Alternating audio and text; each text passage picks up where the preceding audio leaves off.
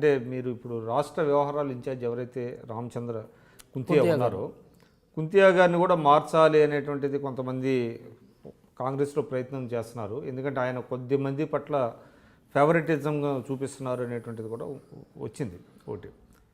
అది నిజమేనా? ఒకటండి, రాహుల్ గాంధీ అధ్యక్షులు మాకు జాతీయ కాంగ్రెస్కి యువకుడు, ఉత్సాహవంతుడు, ఎప్పటికప్పుడు రిపోర్టులు తెప్పించుకుంటున్నాడు. సంస్థాగతంగా ఏది పార్టీకి అంతర్గతంగా కూడా ఎన్నికలు నిర్వహించి పనిచేస్తున్నటువంటి వ్యక్తి ఎవరో నలుగురు మార్చాలని ప్రయత్నాలు చేస్తే ఆ ప్రయత్నాలను బేస్ చేసుకొని మార్చడం అనేది ఉండదు. ఎవరైనా ఒక సలహా కానీ సూచన కానీ ఒక కంప్లైంట్ కానీ ఇచ్చినప్పుడు అని ముఖాన్నే ఏదో ఒకటి చెప్పకుండా దాన్ని పరిశీలించడం జరుగుతుంది. దాని తర్వాత అందులో ఉన్నటువంటి వాస్తవాలు ఏంది, అవాస్తవాలు ఏందని అన్నిటిని కూడా బేరీజు వేసుకున్న తర్వాత మాత్రం నిర్ణయం తీసుకుంటారు. ఏది చేసినప్పటికీ కూడా అధిష్టానం నిర్ణయం తీసుకుంటుంది, పార్టీ శ్రేయస్సుకు అనుగుణంగా నిర్ణయం తీసుకుంటుంది. అంతే తప్పితే ఎవరో కొంతమంది వ్యక్తుల కోసం నిర్ణయాలు తీసుకోదు. వ్యక్తులు చెప్పిన దాన్నే బేస్గా తీసుకొని భవిష్యత్తులో వాళ్ళ నీళ్ళని మార్చటము, తీయటము అట్లాంటిది మాత్రం ఎట్టి పరిస్థితులు కూడా ఉండదు. అదంతా కూడా ఊహాగానాలు. ఆ ఊహాగానాలు వస్తూనే ఉంటాయి. ఒకటి పుట్టిందనంటే 100 దానికి యాడ్ అయిపోయి మొత్తం స్ప్రెడ్ అయ్యే అవకాశం ఉంటుంది. కాబట్టి అందులో భాగమే ఇట్లాంటిదని అనుకుంటున్నాను నేను. సో ఆయనే కుంతియా గారే కంటిన్యూ అయ్యే అవకాశం ఉందంటారా 2019 వరకు? అంటే నేను చెప్పాను కదండి, ఇప్పుడు ఏమున్నా కానీ అధిష్టానం నిర్ణయిస్తుంది. నేను ఇక్కడ కూర్చొని నేను చెప్పేది కాదు కదా, అధిష్టానం నిర్ణయిస్తుంది. మా అధ్యక్షుల వారు కూడా చెప్పలేరు. ఎందుకనంటే అధిష్టానం చెప్పినప్పుడు అంటే మా అధ్యక్షుల వారు సూచన ఇవ్వగలుగుతారు. ఈ విధంగా ఇట్లా చేద్దాం అనుకుంటున్నాం, ఇట్లా అంటే సూచనని కన్సిడరేషన్లోకి తీసుకుంటుందా, లేకుంటే వాళ్ళ సలహాలు చెప్తుందా, లేకుంటే ఏ విధంగా చేస్తే బాగుంటుందని విశ్లేషిస్తుందా, అదంతా కూడా అధిష్టానం యొక్క నిర్ణయం. పార్టీకి న్యాయపరమైనటువంటి సేవలు అందిస్తున్నారా? అంటే మీరు అధికార ప్రతినిధిగా కూడా ఉన్నారు కదా? అవునండి, అధికార ప్రతినిధిగా ఉన్నాను. కాంగ్రెస్ పార్టీకి సంబంధించినటువంటి వ్యవహారాలు కేసులు ఏమన్నంటే మా అధ్యక్షుల వారు, ఏ అధ్యక్షుల వారైనా డి శ్రీనివాస్ గారు ఉన్నప్పుడు కానివ్వండి, డి శ్రీనివాస్ గారే నన్ను మొట్టమొదట కో-చైర్మన్. మీరేదో సోనియా గాంధీ గారి కేసును కూడా చేశారనే పేపర్లో నేను చదివాను. అవునండి. ఏంటది? తెలంగాణ రాష్ట్రాన్ని ఒక దురుద్దేశంతో మా పార్టీకి లబ్ధి చేకూరే విధంగా ప్రజల మధ్యన వైషమ్యాలు సృష్టించి ఇవ్వటానికి ప్రయత్నం చేస్తున్నారని చెప్పేసి ఒక మిత్రుడు మల్లికార్జున్ అనే వ్యక్తి అనంతపూర్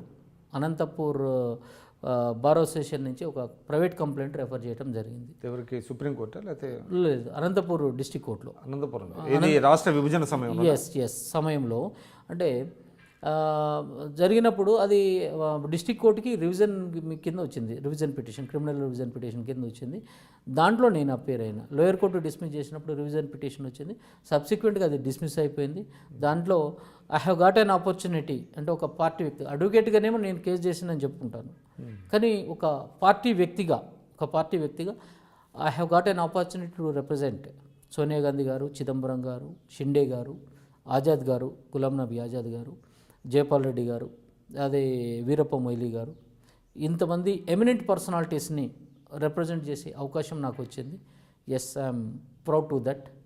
నేను వాళ్ళు కోర్టుకి హాజరు కాకుండానే కేసు కొట్టేశారు. హాజరు కాకుండా డిస్పెన్స్ పిటిషన్లు ఫైల్ చేసినాము. వాళ్ళ మీద వారెంట్లు ఇష్యూ అయితే వారెంట్లు రీకాల్ చేసినాము. వాళ్ళు మళ్ళీ చివరికి ఆ కేసు కూడా డిస్మిస్ అయిపోయింది. Now they are freed from that case. So there is no case pending against. ఆ తర్వాత మీకు అధిష్టానంతో కొంత సన్నిహితం ఏర్పడింది. సన్నిహితం అంటే ఒకటండి, అందరికీ మా పార్టీలో చాలామంది నాయకులు సన్నిహితులు ఉన్నారు.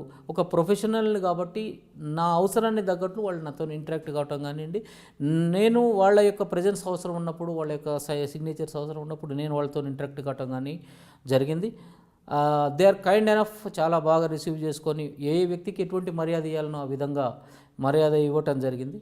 డెఫినెట్గా దే డిడ్ అంటే మేము ఎమినెంట్ పర్సనాలిటీస్ ఉన్నటువంటి భేషజాలకు పోకుండా, అంటే ఏజ్లో నాకంటే అందరు పెద్దోళ్ళే, పోకుండా ఒక ప్రొఫెషనల్తో ఏ విధంగానైతే డీల్ చేయాలనో అదే విధంగా అంత మర్యాదపూర్వకంగా వ్యవహరించడం జరిగింది. ఆ సందర్భంలో నేను చాలా సందర్భాల్లో కూడా ఇంటరాక్ట్ కావడం జరిగింది.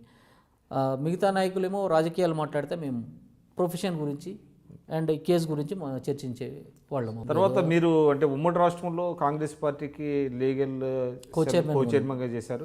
ఇప్పుడు అధికార ప్రతినిధిగా ఉన్నారు. ఇప్పుడు కూడా లీగల్ సెల్ కో-చైర్మన్ అండి. మా ఉత్తమ్ కుమార్ రెడ్డి గారు నన్ను నియమించడం జరిగింది. అది కంటిన్యూ అవుతుంది.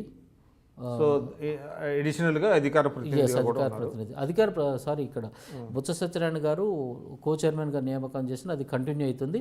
స్పోక్స్ పర్సన్గా మా ఉత్తమ్ కుమార్ రెడ్డి గారు నియమించడం మీ జరిగింది. బాధ్యత ఇచ్చారు. అసలు మీ నేపథ్యం ఏంటంటే?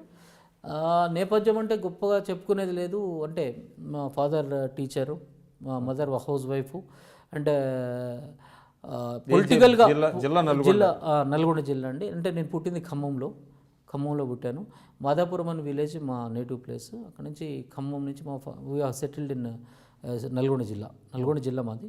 ఓకే. అయితే తర్వాత చిన్నప్పటి నుంచి కూడా నాకు ఈ స్టూడెంట్ ఎలక్షన్లలో కూడా నేను పార్టిసిపేట్ చేసేటోడిని. చేసిన చాలా సందర్భాలు గెలిచిన. అదేవిధంగా లా చదివేటప్పుడు కూడా ఆంధ్ర యూనివర్సిటీ సిఆర్ రెడ్డి లా కాలేజీలో నేను చదివినందుకు గర్వపడుతున్నా.